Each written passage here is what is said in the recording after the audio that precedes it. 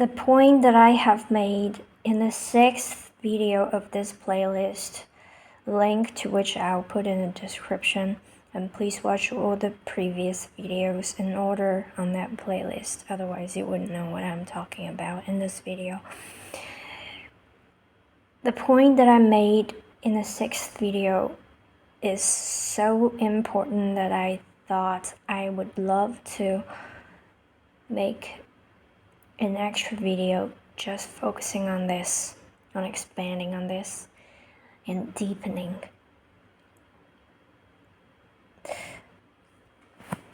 The only way to know anyone is through unconditional love.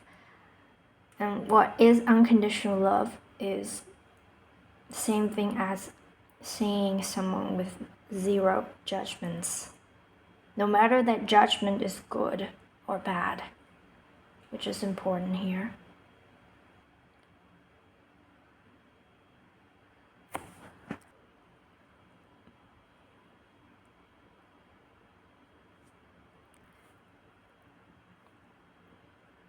I think I shouldn't have used the word without, because our mind is ever present as long as we still are humans. As long as we're not meditating, I guess. The mind is always present, so whenever you look at something, there are judgments there, or labels, to put it more nicely.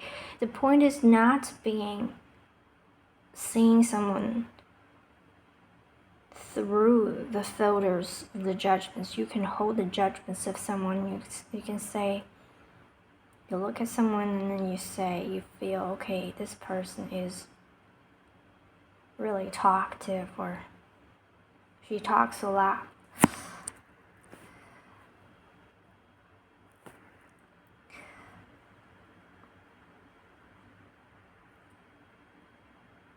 I think I'm just gonna correct myself once again, because things just come up in me when I start to talk about this, and I have to just correct myself according to the new things arising. It's not that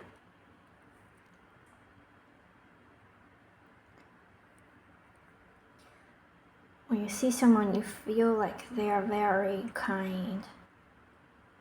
You can say, she is so kind, she's a loving, kind soul. And that's a judgment on a mind level.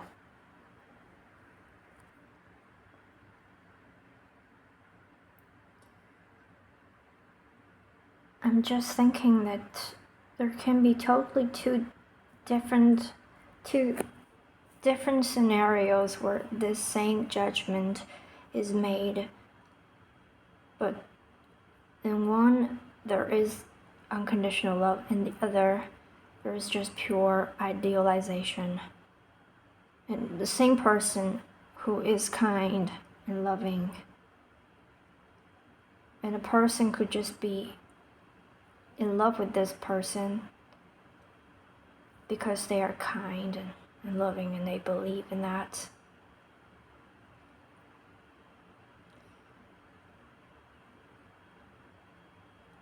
But the thing is, when it comes to a person, it's always complicated. When you say, I like this person because they are kind, or I love them because they're kind, that is just idealization, which is very easy to tell why, is that you're only seeing a part of this person, and you cannot love something partially, especially someone. You cannot say, I love this person because they're kind.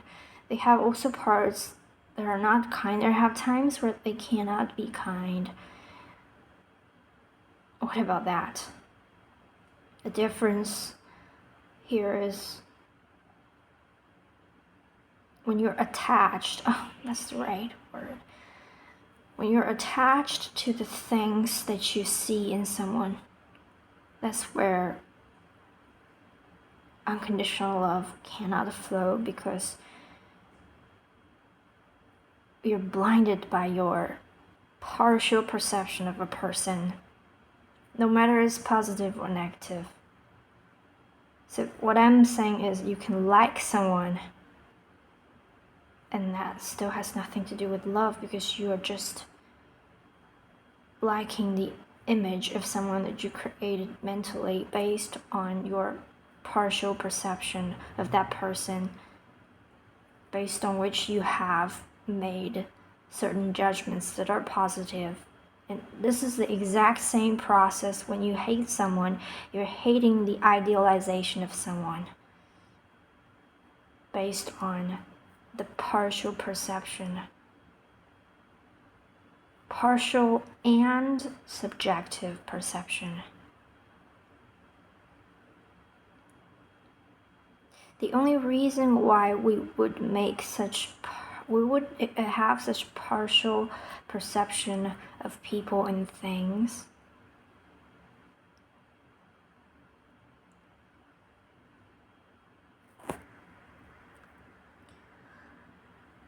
is when we perceive from our side, and that is judging. That is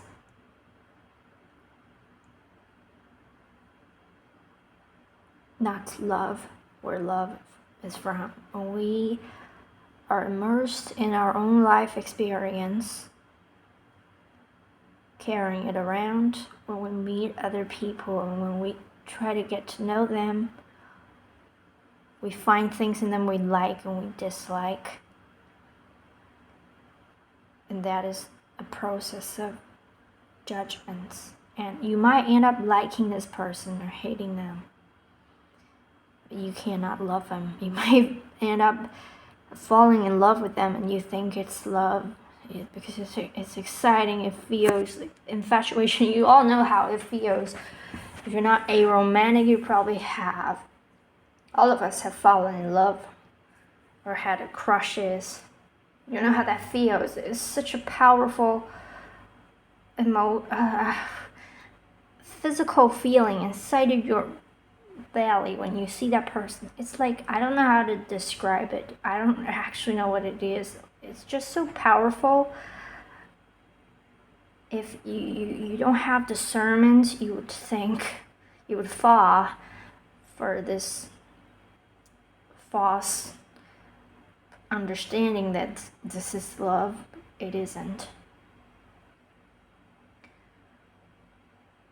You can see that this very thing that you experience for someone is highly conditional. That's why it's not love. Like, you're drawn to them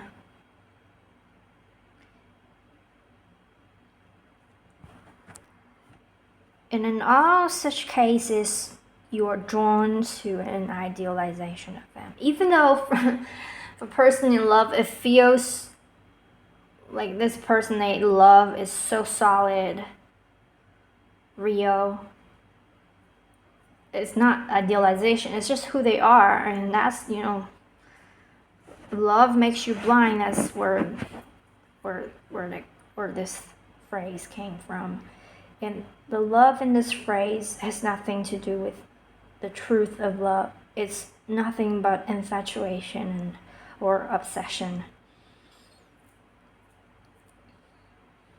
Like, you can be watching this video now and you hear me and you think you're in love with me because you think I'm so profound or poetic or artistic or this and that, and you feel like, oh, I'm in love with her, and this is not love. You can feel that strong feeling inside of your body.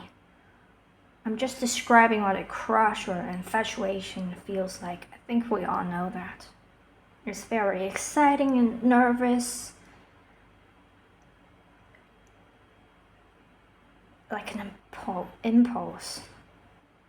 It is. And in all of such cases, it is the idealization of a person or a partial and subjective perception of that person that you are in love with. In other words, you are not at all seeing this person for who they are.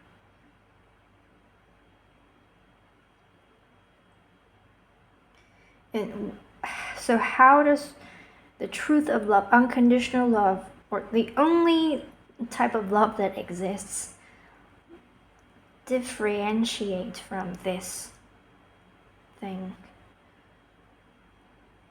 from crush, from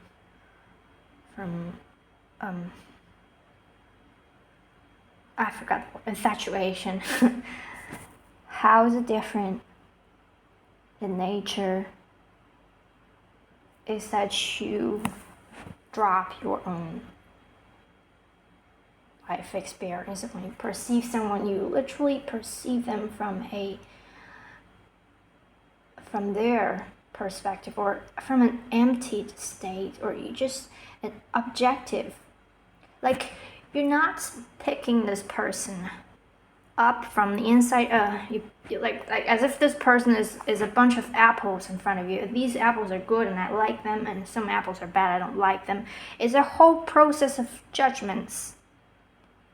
That's what happens when we are infatuated or when we dislike someone. Same thing. Love is just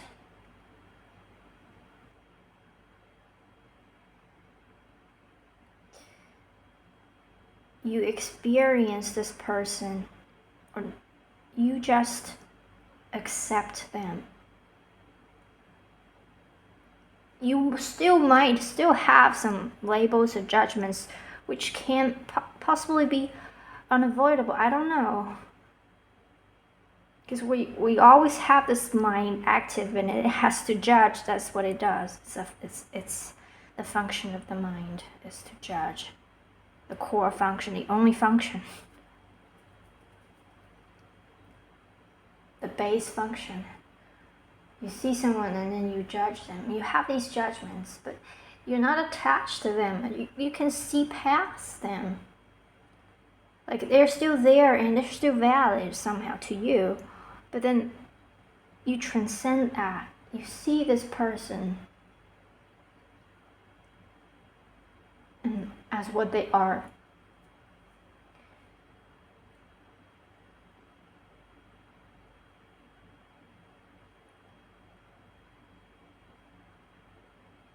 And I'm not just describing this in a romantic context. Like I said, there's only one type of love.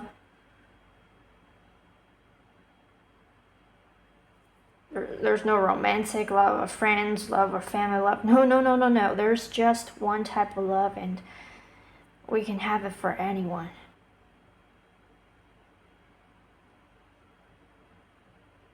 If you could have it for one person, you should know that you do have it for anyone in the world.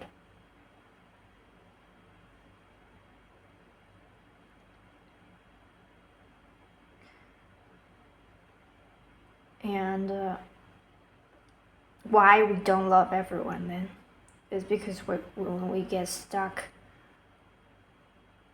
behind the judgments that we make about people. And I can tell you all of the judgments, the negative judgments, or some of the positive judgments we make about someone, depends on your attitude towards them.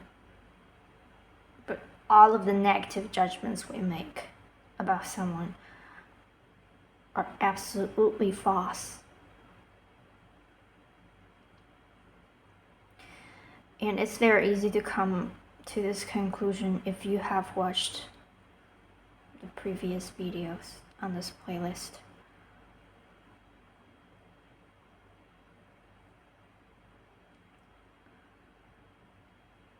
I think I just discovered something else.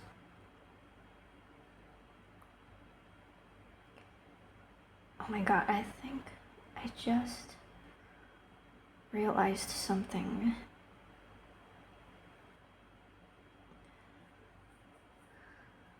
Very huge, that is.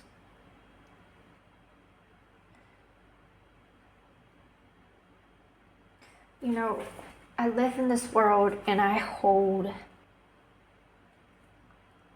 my core being, which is truth, which is the reality of the world. Oh my god, this little bug over there. What is it? Let me have a look.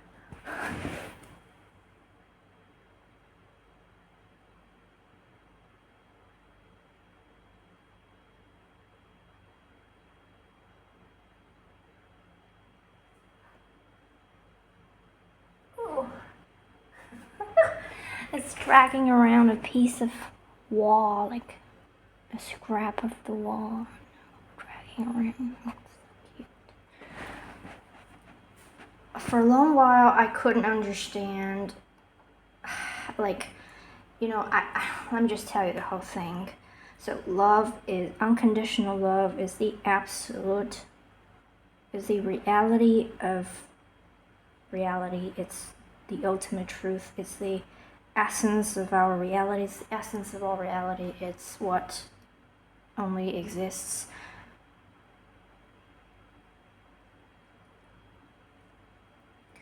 Nothing else exists.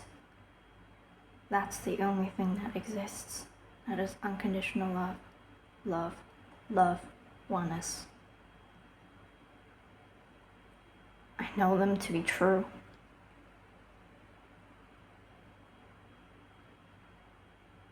And I can not stop knowing that. That's the only thing that my heart resonates with. But at the same time, you can see I live in a world where I see horrendous things happen,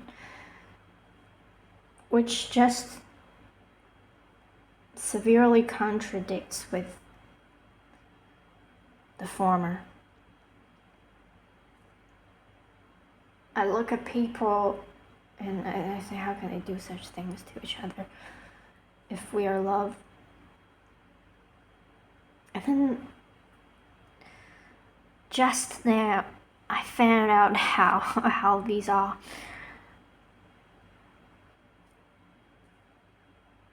Like how people are love no matter what they do.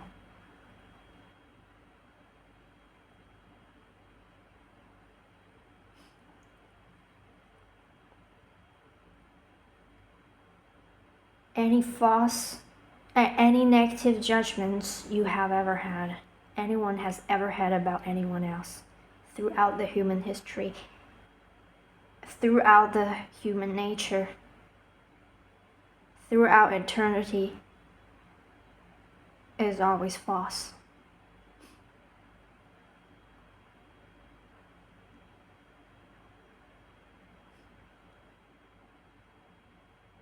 So,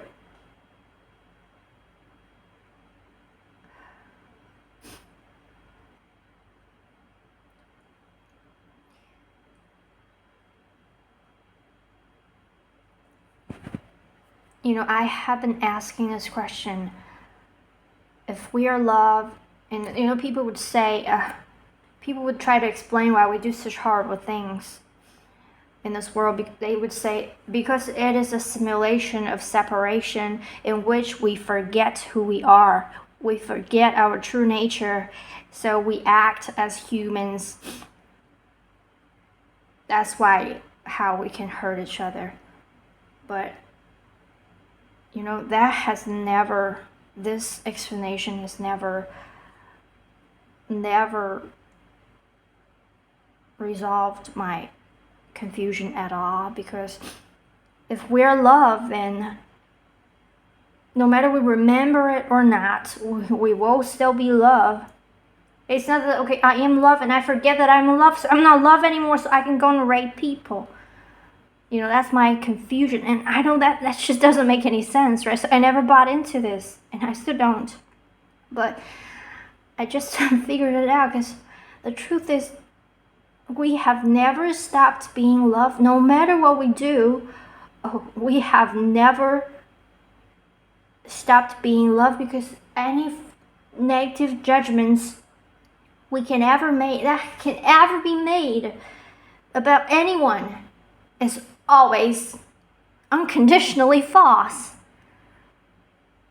And you can easily come to this conclusion had you watched the previous videos in this playlist. Everyone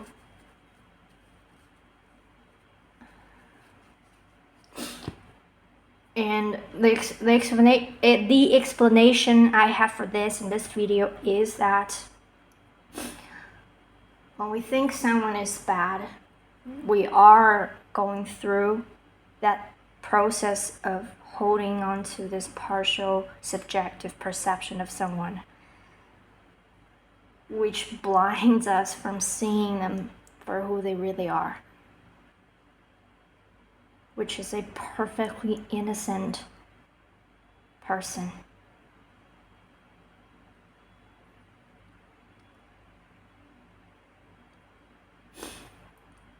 And I'm gonna test this to see if it applies to all the situations, like the worst ones, the most extreme ones. Like an abuser abusing someone for the fun of it. And if I judge them, I would say, what a monster. They're a monster. You are a monster. You're evil. You should go to hell. You're from Satan. You're pure evil.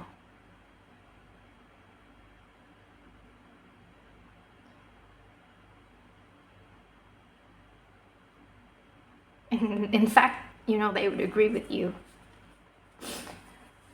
Like, on the surface, they would look like they don't give a fuck what you say about them. You can imagine someone like that being in a court, charged with all of these crimes that they've done, and they'd still be able to laugh, holding a grin, smile, not giving a shit. And when we watch them, we would feel so enraged. How can such monsters be alive? But the thing is, when I was saying you're a monster, you're evil, you're from Satan, I can imagine the core of them shake, and a part of them getting profoundly hurt, because these aren't truths about them.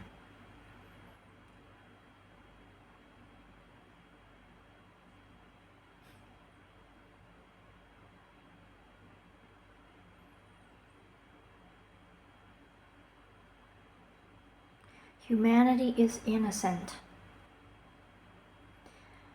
Every single individual is innocent. Every single human or any being that has ever existed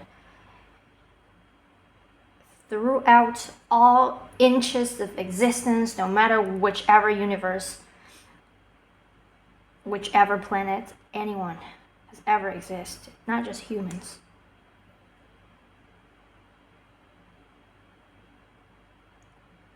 Is forever innocent. Hurt people.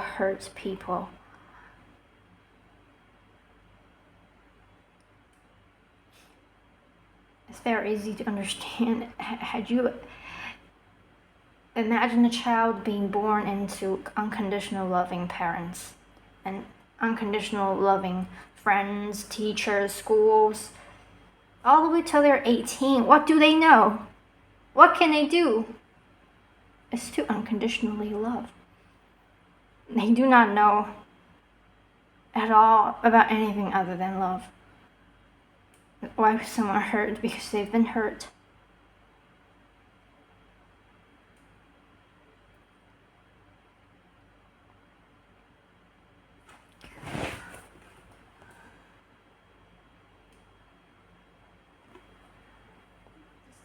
Bug.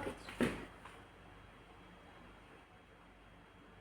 my god, is that an ant or what? It just dragged that piece of wall down. into that pitch. It just fell.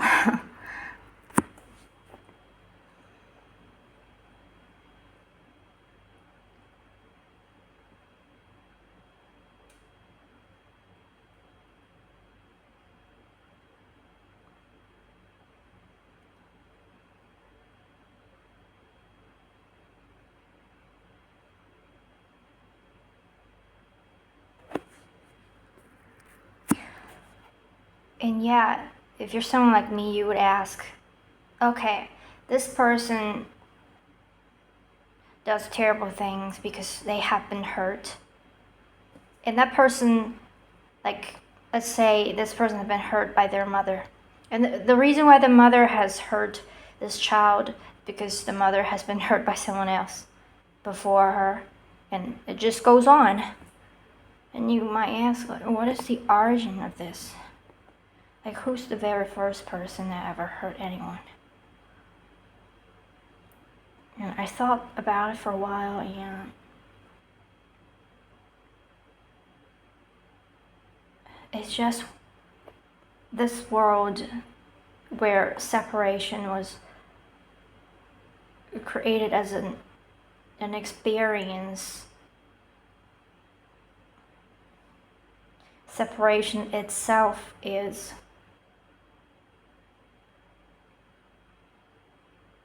kind of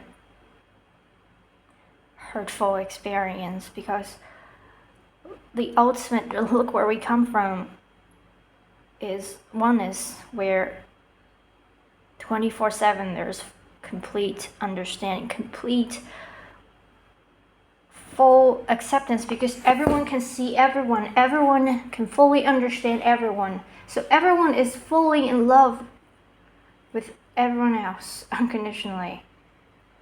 That's just love. Love, love, love, love.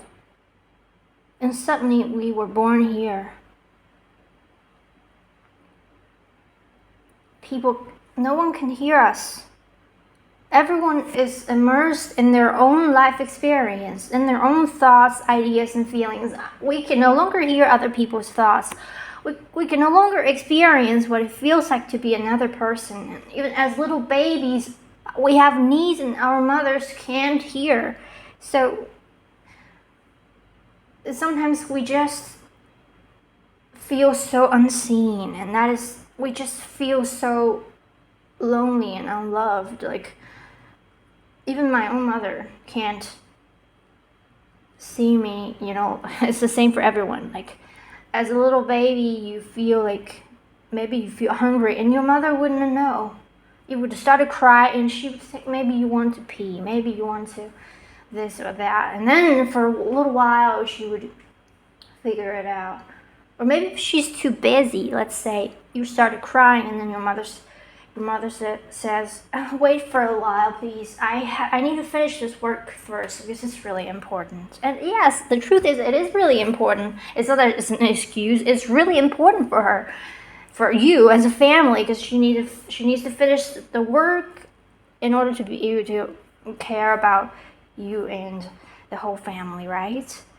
So sometimes when it's really urgent, she prioritizes her work or whatever for a while and just not see your needs for a while, and that's when you feel hurt. And this kind of thing just happens throughout our life, starting from when we were born. We grow up a little older, like young children in school. Still, we can't understand each other because we can't read other people's mind. We can only experience what it's like to be ourselves. We cannot experience what it is like to be others anymore in this specific reality. We can only experience from our own perspective. So there's just so much lack of understanding, which is just natural in this reality, right? Because we can't see other people exactly why they would do something, so we would make judgments based purely from our own perspective, that's when we call someone evil. Like you see someone say something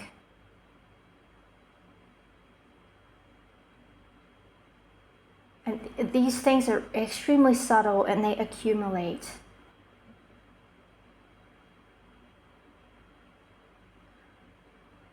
What I remember, let me just give you an example. When I was young, when I was 6, and my cousin said some like F word to me, and then I said something else back, and then his mother, which was my aunt, came in, and then my cousin told her what I said, and then she scolded me. I didn't tell her that he said something first for a reason. I just couldn't tell her. And then she scolded me. Now in her mind, now there is a misunderstanding between us. But had she known the full thing, she wouldn't have scolded me. She wouldn't have made some judgments about me in her mind then. And that's what we do to other people all the time in all the subtle and large ways. And that's how we have been so hurt enough to hurt others. And this just goes on.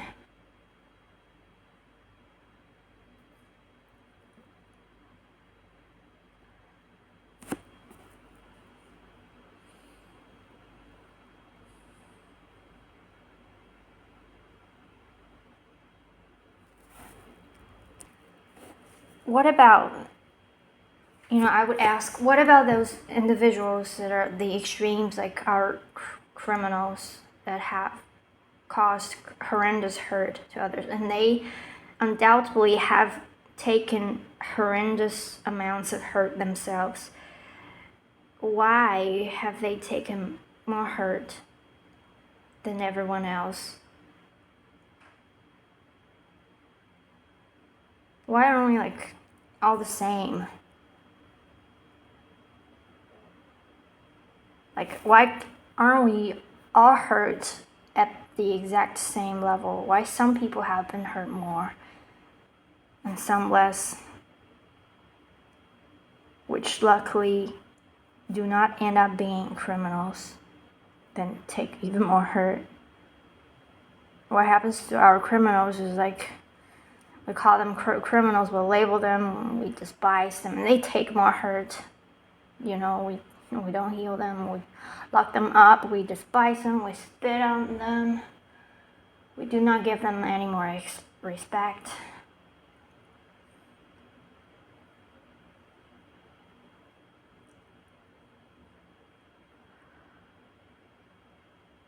Why some people are so much more hurt than others? Why aren't we all hurt at the same level?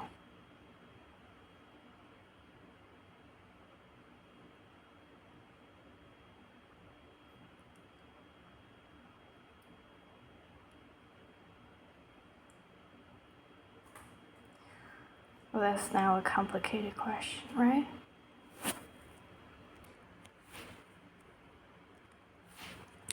Whenever you try to start to think about the origin of our existence, it becomes extremely intriguing. There definitely is a start, but we can't know what it was. Like, from the education I've received, in the beginning there were only cells, and then fish, and then animals, monkeys, and then us. From which point we begin to exist.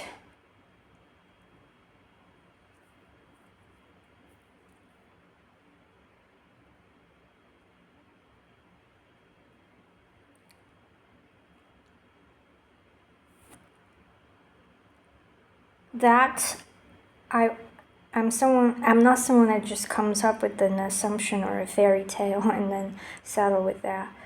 I have to get the ultimate true explanation. Like some people just would settle with a fairy tale like explanation, like, oh, we were the angels and then we fell because of our egos, or we fell because we wanted something other than God, or something like in the Bible, oh, we were Adam and Eva, is that what her name is? And then we took the apples. I don't like that. I want the literal things, the ultimate, not metaphors.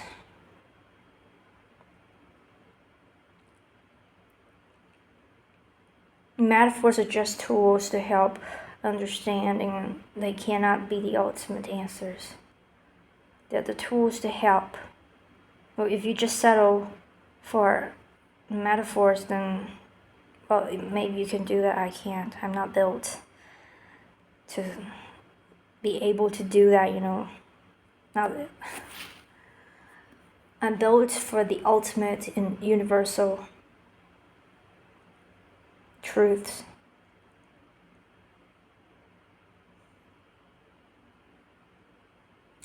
For now, I guess I cannot come up with an understanding of how we originated, which is fascinating, how we really started to be. Isn't it fascinating?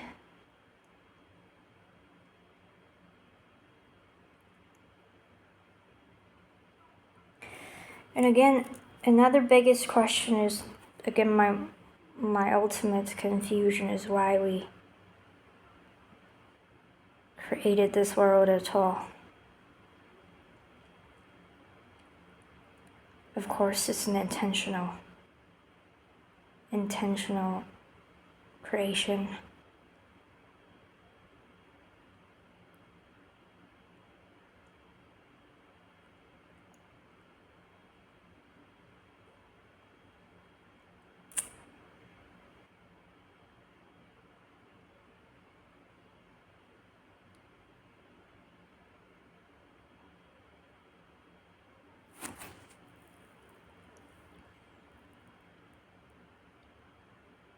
Just to mind you, what I have heard, and what we all will know really soon within 5 years, is the true history of human, is that we were not originated from this planet. We have been the human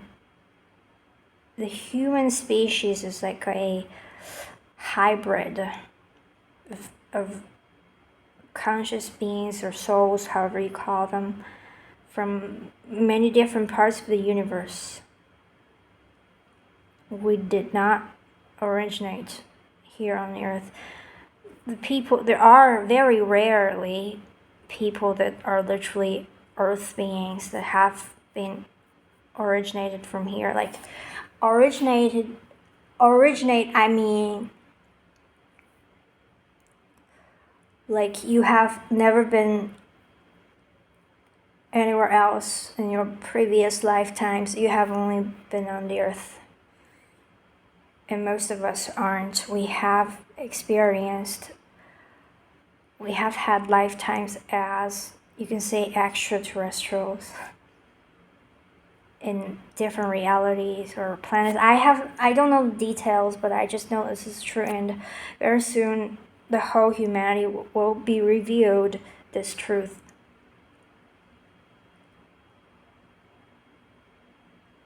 And that will have to do with this open contact with the ETs that are coming to us, which is within the next 5 years. You don't have to believe me. You just need to live for 5 more years, and then you will see if I'm right. I can sound like a maniac. It doesn't matter. You don't have to believe at all. You can say I'm a maniac, whatever.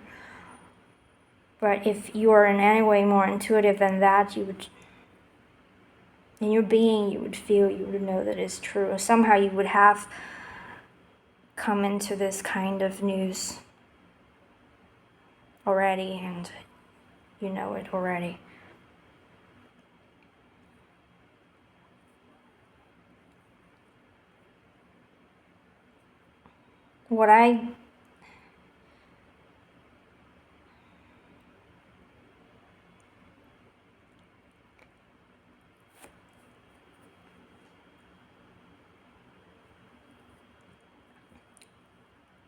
The only way to truth, to understanding the ultimate truths of existence,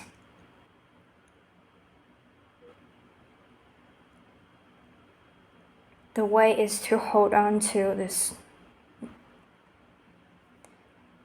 knowing unwaveringly that only love exists. Nothing else does. And then things would come around for you.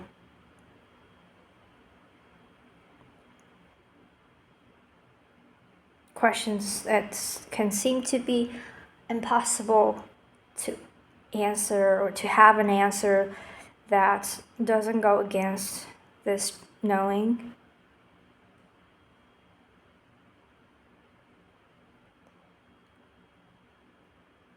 Just never give up, you know. I'm someone that can never give up on that. 'Cause like I said, I'm not capable of not knowing that love is the only thing that exists and nothing else exists. And from watching this video, I hope you have come around to understand that every single individual is innocent and pure and love.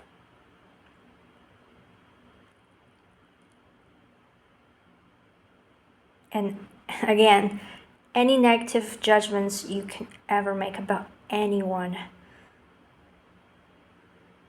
are false.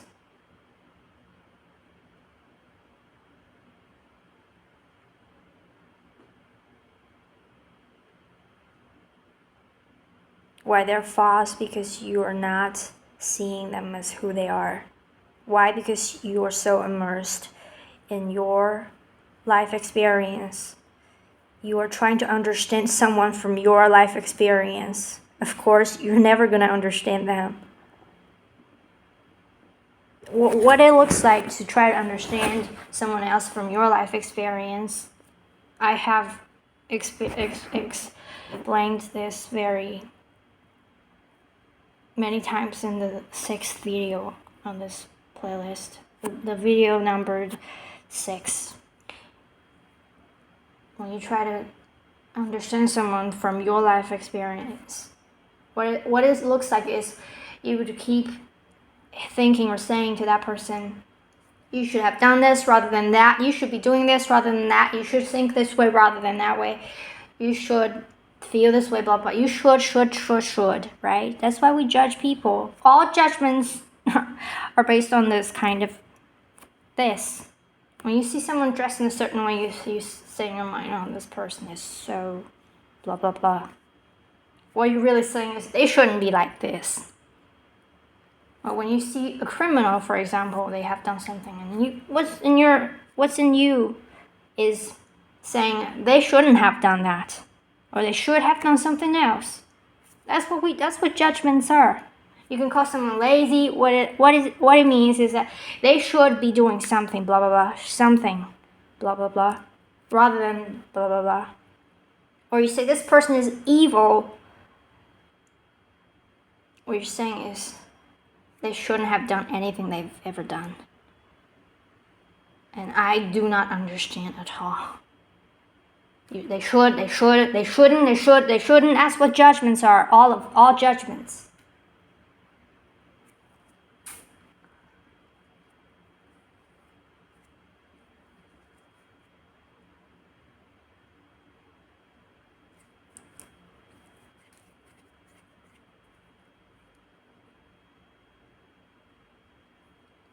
Including when you judge someone's appearance. When you say, oh, this person is ugly. you really mean it in a way that's you feel repulsed by that person. What you're saying is, I don't want to accept that people all should look not ugly.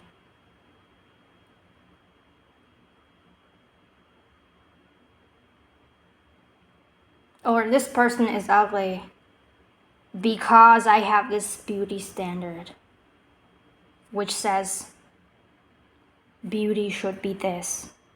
And being that is not what I believe from my life experience, what things should be to be good.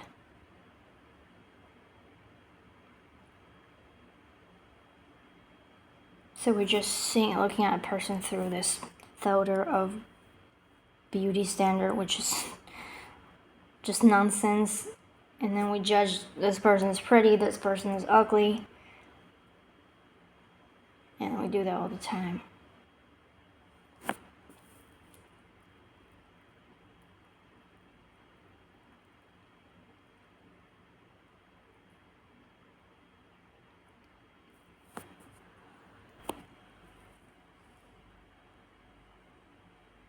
And you know what? It's the same when it comes to positive judgments. And let's say in a context of an infatuation, you're so obsessed with someone, you have a crush, is because that person does what you think they should do, or that person is what you think they should be. That's what an infatuation is, and that's the fundamental difference between unconditional love and quotation marks romantic love, quote unquote.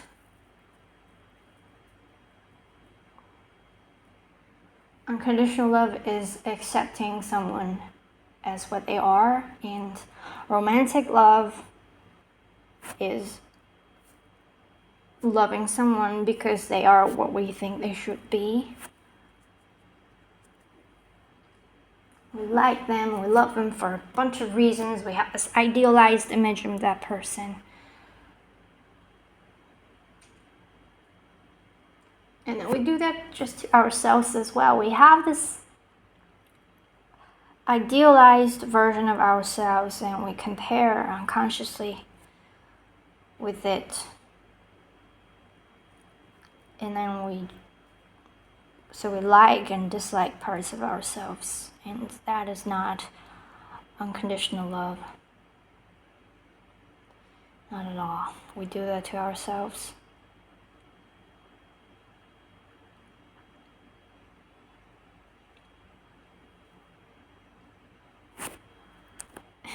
And if you're me, you would ask, why would we do that to ourselves? We have lived every single second of our own lives. We should understand ourselves. The thing is, again, what judgments are is to try to perceive something, not from itself. Again, when you make judgments about yourself, you're trying to perceive yourself not from your authentic life experiences, but from expectations, from other people's life experience. You look at someone and you see what they are, and then you think you should be like them. You're not honoring your own life experience, which made you who you are today. You're thinking, I should be different than what I am. That's what self-judgments are. It's the same thing. This person should be different than what they are. And that's a judgment against others. I should be different than what I am. That's the self-judgment. It isn't all the same. It's always the same thing. I should be doing this rather than that. I shouldn't do this. I should have said that. I shouldn't have said that. Same stuff, applies universally. I should look this way. I shouldn't. I'm ugly. Or I'm pretty. I'm pretty because I look the way I should look. I like myself because I You can be infatuated with yourself too. Like, you can have an idealized version of yourself too. As long as you're not unconditionally, like, you're not seeing yourself as who you are, you're idealizing yourself, you're liking or not liking yourself. Same thing.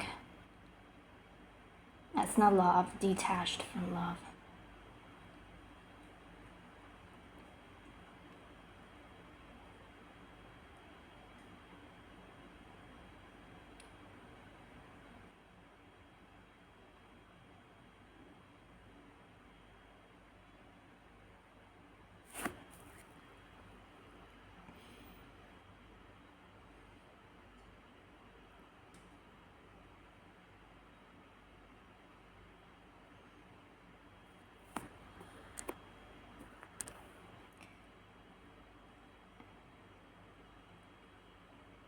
And another question is, then how can we love then?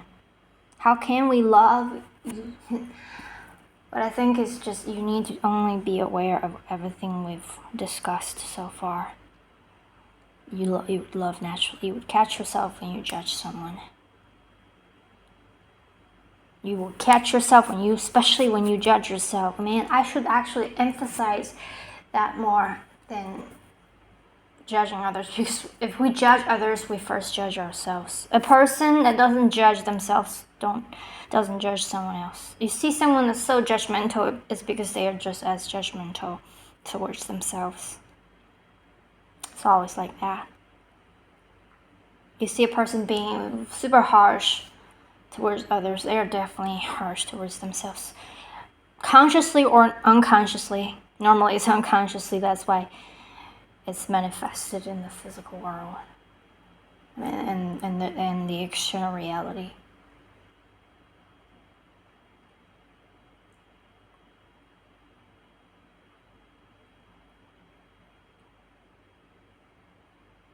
Well, I just said a cliche fear. Never mind. Don't listen to that. That was uninvestigated. That was just what I've taken from what I've learned and heard many times. I have not truly thought about this manifestation thing. What I do know to be true is that a person really treats others the way they treat themselves. And then you would have questions.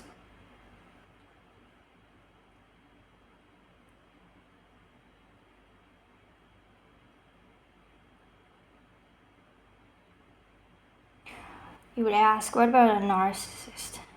They seem to be so in love with themselves. And they objectify people, they use people, manipulate. The very reason why they need other people to survive, they cannot be alone. They have to have people around them that appreciate them, because they cannot appreciate, they have zero self-appreciation, like authentic self-appreciation. They have zero, they cannot live. That's why they need to just have people around them to give them that which they just have zero of. It appears that they're really in love with themselves. That's just a superficial level that's just a pure idealization of the self, because I would say that's even like a defense mechanism, because they so lack this genuine self-appreciation that they have to, like, unconsciously, they have created this facade of superficial self-appreciation so that they won't see the hurting part of them, a deeper part of them that's attacking themselves, that's rejecting themselves all the time, denying themselves all the time.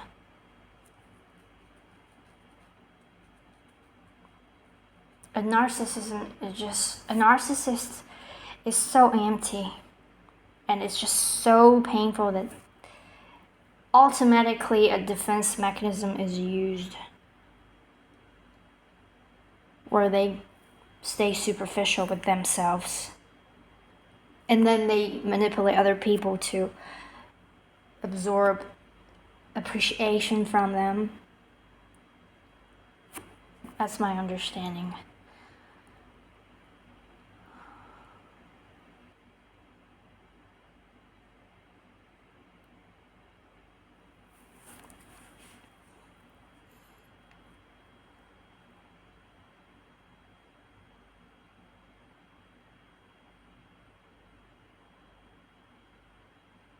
If you're interested, you should really study psychoanalysis.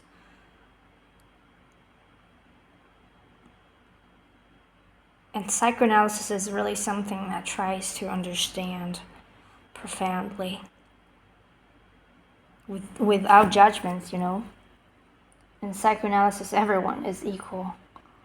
Everyone is analyzed in a very profound and abstract way, because a human is too complicated to be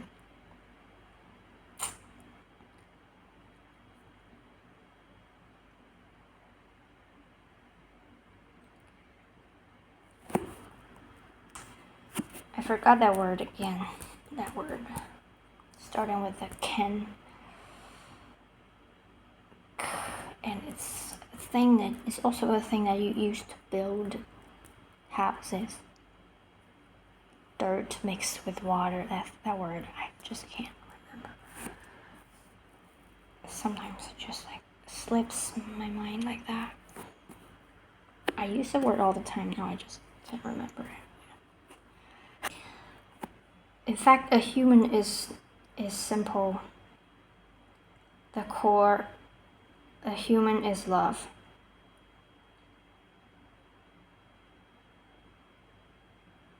Driven by love.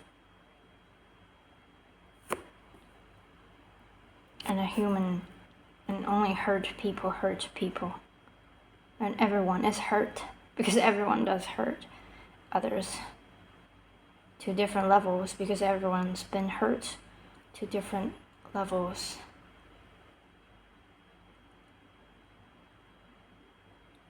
And not a single part of us has ever been any less than love. Any negative judgments that could ever be made about anyone is false.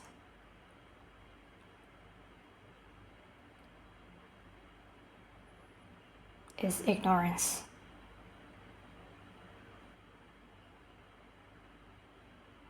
Is blindness.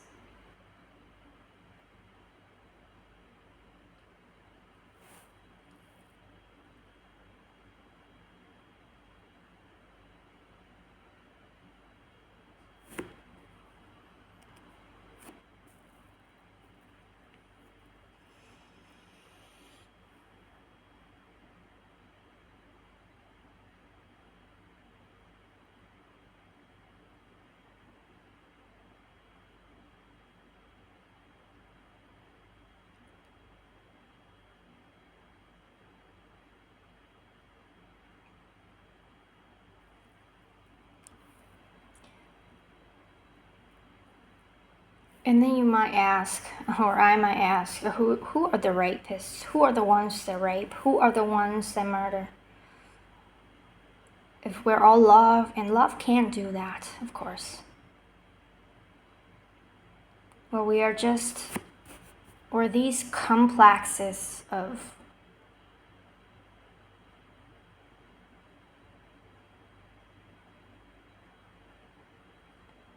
as beings, we are love.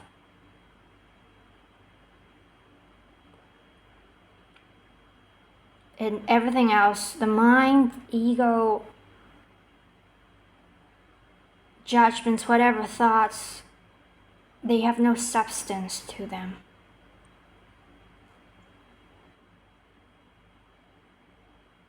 So you should never ask questions assuming that they are real, they have substance to them. Like, what is the ego? When you ask that, you're assuming that there's substance to the ego. The ego is an entity. or a part of existence. It's not.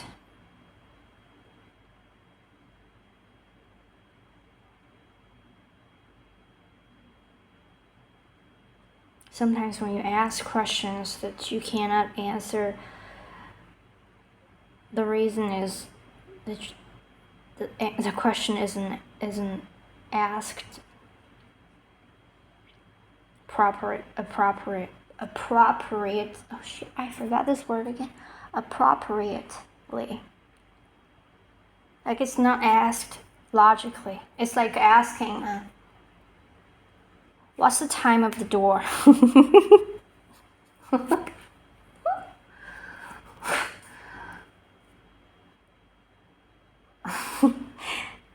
What's the time of the chicken feed?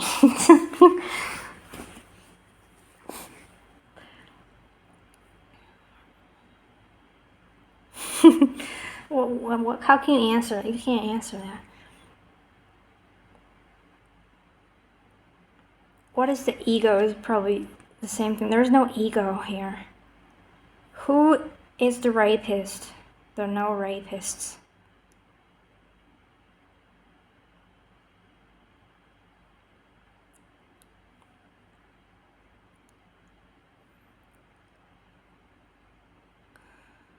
What exactly is the hurt? There's no substance to the hurt.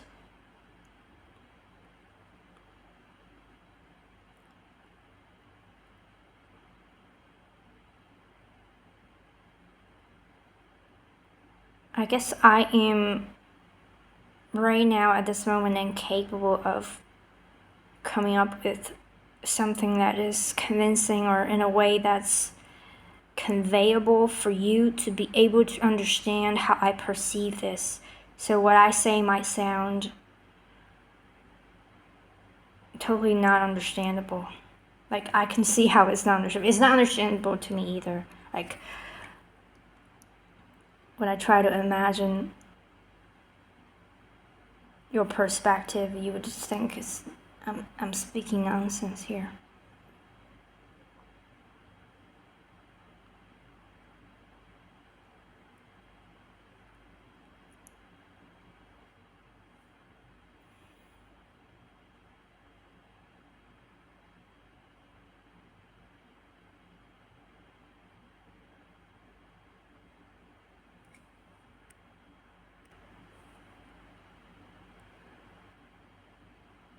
Imagine a murderer and you say to them, "You're evil, you're bad, you're terrible." And all of these judgments are totally wrong, because that's not what they truly are. These are judgments judged by... You're making the judgments in a standard judging way. The only way that anyone makes a judgment is, you should have done this, you shouldn't have done that, you should and you shouldn't. And this is when you fully are immersed in your own life experience. You're trying to see someone, perceive someone, or things they have done from your perspective. So there are many shoulds and shouldn't. And because they did what you think they shouldn't have done, you make you create labels, you call them evil.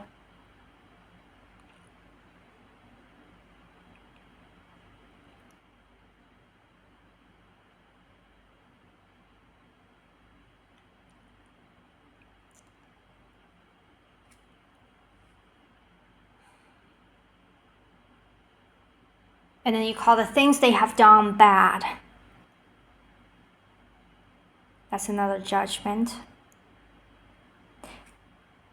Why it's not objectively true that something is just bad, something that's done is bad, is because when you fully understand someone, when you live as them,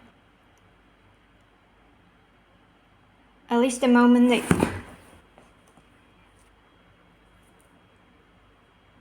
someone does something bad, the moment they're doing it, a part of them believes it's the right thing to do, otherwise they wouldn't do it. If the whole of them believe it's something bad to do, they wouldn't have done it, obviously. And there's a part of them that thinks it's the right thing to do. When I murder someone, there's a part of me that knows that it's the right thing to do. And later, after I have killed that person, I might immediately regret. Why? It's because, again, in the first video, we said the necessity behind an action is highly time-bound for so many factors, because our mind is like a river. It changes every single second. This moment, I feel like killing them, and after I killed them, I get scared, or I realize it's a big mistake. I shouldn't have done this. This happens probably to every murderer. I don't know. Not every, even, I think to every murderer. I don't think there's one. I don't know, actually, I don't know. But it really doesn't matter, because this is it. There's a part of them when they are doing something, they believe it's the right thing to do. Maybe there's another part of them telling them not to do it, but the right part kind of wins. That's why they do it. And then when we judge them, we're totally coming from a place where we're deeply immersed in our own life experience, where this part of them that believed it was the right thing to do to have murdered someone is totally unimaginable to us, let alone understandable. It's totally out of our sight.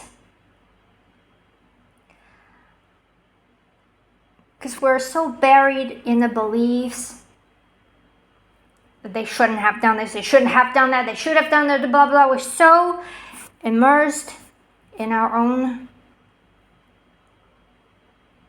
life experience. We're so buried in being ourselves that we have completely ignored the fact that other people are being themselves. They are experiencing a different version of life that we have had no access to. And we totally have ignored that. Not consciously, but unconsciously.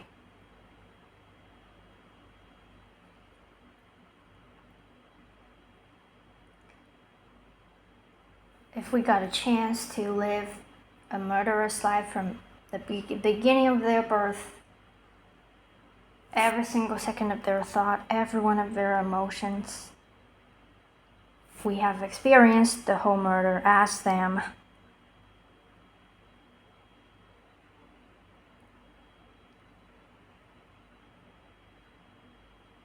We would have totally different conclusions.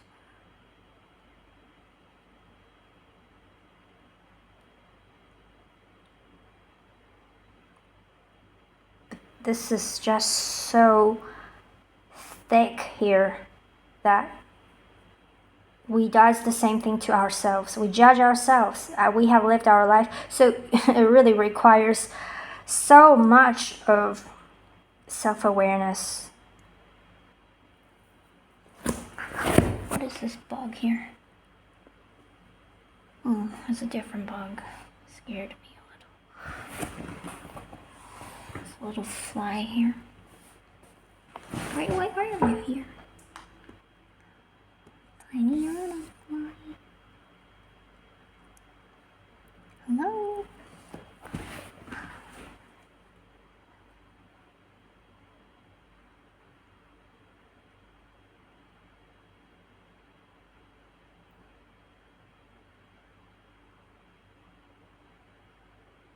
I'm not the teacher here. I am just sharing my share of the hearts that we all share. So you don't have to rely on me to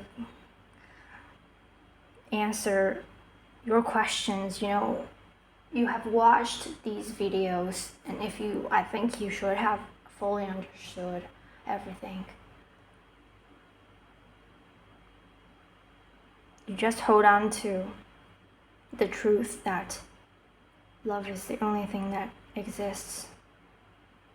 How can you hold on to that? You follow your heart. You listen to it, or I don't know, like,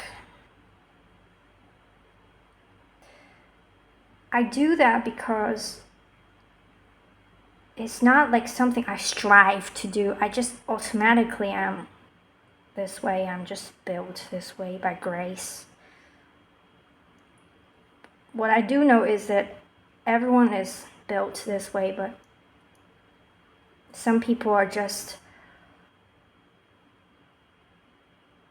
a little further away from it, from this core of them, like, so they kind of lose it.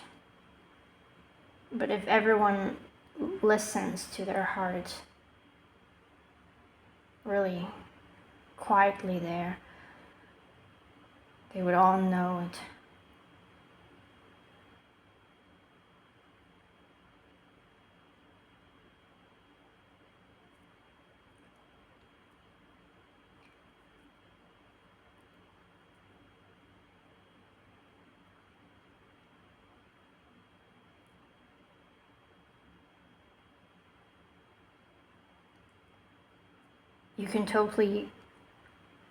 You probably would have some new ideas, new discoveries yourself.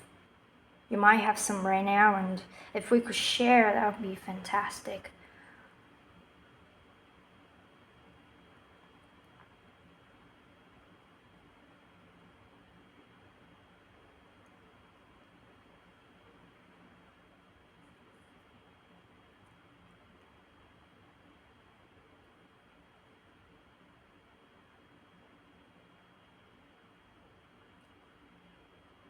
We all know how to follow our heart. This doesn't need to be taught.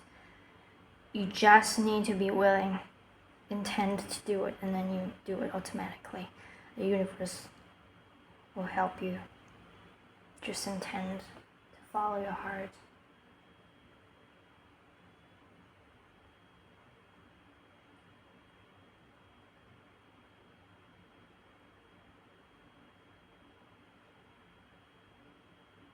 Wish I could just talk to someone that really shares the same level of profundity when it comes to these existential questions, so I wouldn't be alone here, just trying to. I feel like I'm really inspired when I'm in a conversation with someone else. Yeah. And yeah, I guess if the timing is right, those people will show up.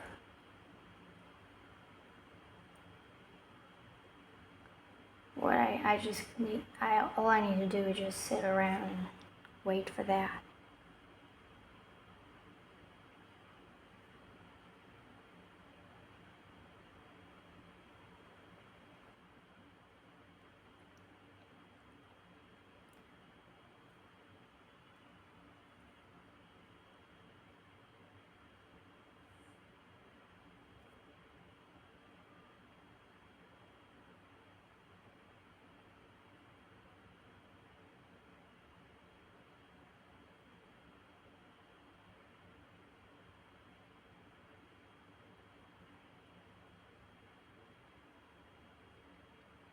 Thank you for your listening, for your participation in this conversation.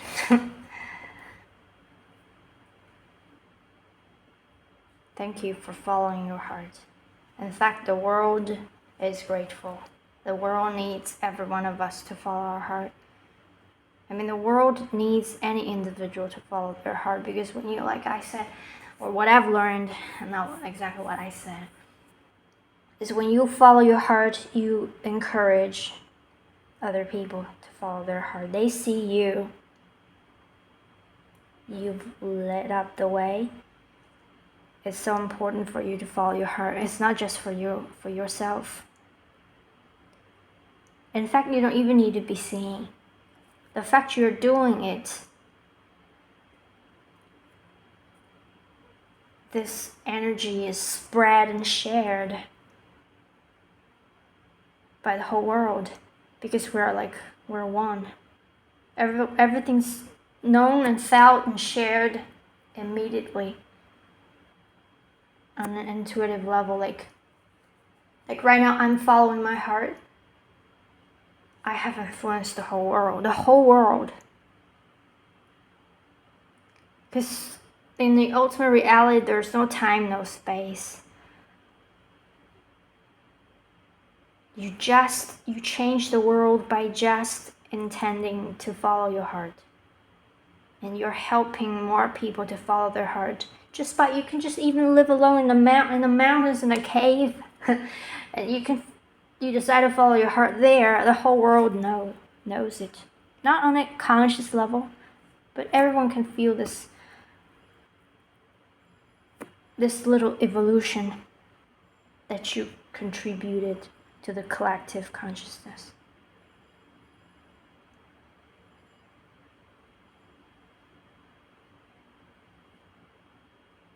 You don't need to go out there to change the world.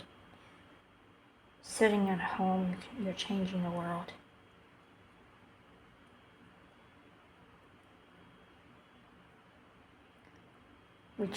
Everyone changes the world. Every single moment.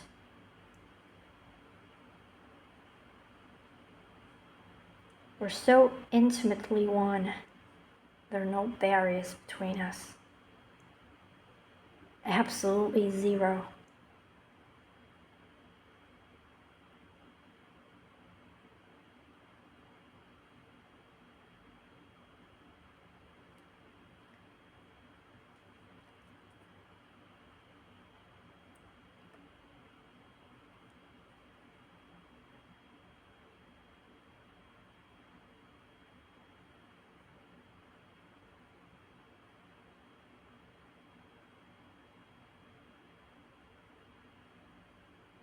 Thank you for changing the world.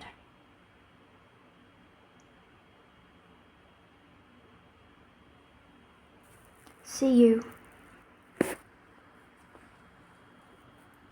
Little bug, still here. Little bug, what are you looking for? Oh, where did you go? It flew away. It stood on my finger for 2 seconds and then it took off. Today I saw a very beautiful butterfly.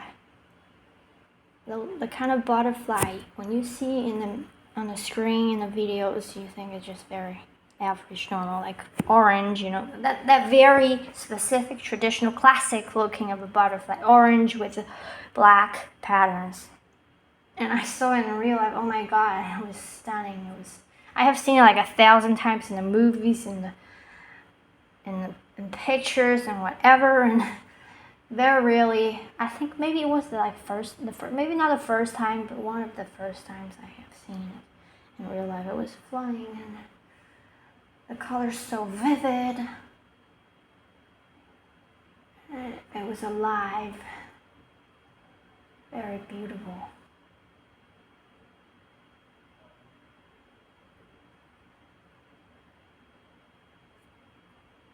To my surprise, because I thought, whenever I saw that kind of butterfly, like in a video game and in pictures, whatever, I was just thinking, so boring, so dull. I've seen it like 1,000 times. So average, but I know in real life it's really different. Even if it looks exactly the same, but really different.